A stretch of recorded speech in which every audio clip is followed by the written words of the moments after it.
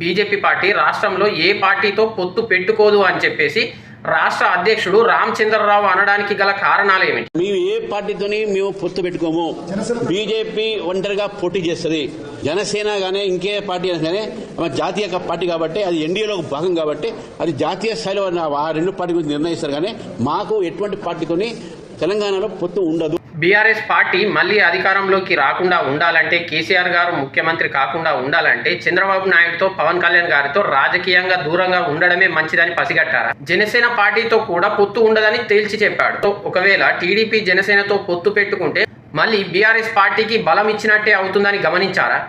మళ్ళీ తెలంగాణ వాదం బలపడి కేసీఆర్ అధికారంలోకి వచ్చే అవకాశాలు ఉన్నాయని పసిగట్టారా? తెలంగాణలో అధికారంలో ఉన్న కాంగ్రెస్ బలహీనపడుతుంది, బీఆర్ఎస్ పార్టీ బలపడుతుంది. ఒకవేళ వచ్చే ఎలక్షన్లలో గనక జనసేన టీడీపీ పార్టీలతో పొత్తు పెట్టుకుంటే మళ్ళీ ఆంధ్ర నాయకులు తెలంగాణ మీద పెత్తనం చేయడానికి చూస్తున్నారని చెప్పేసి కేసీఆర్ నెరేటివ్ ను బిల్డ్ చేస్తారని భయపడ్డారు. హైదరాబాద్ లో ఆంధ్ర సిటీలర్లు ఎక్కువ. అలాంటిది రాబోయే జీహెచ్ఎంసీ ఎలక్షన్ల ముందే ఇలాంటి ప్రకటనలు చేయడానికి వెనుక కారణం ఏమి? మీరేమనుకుంటున్నారు? తెలంగాణలో బీజేపీ సింగిల్ గా పోటీ చేస్తే అధికారంలోకి వచ్చే అవకాశం ఉందా?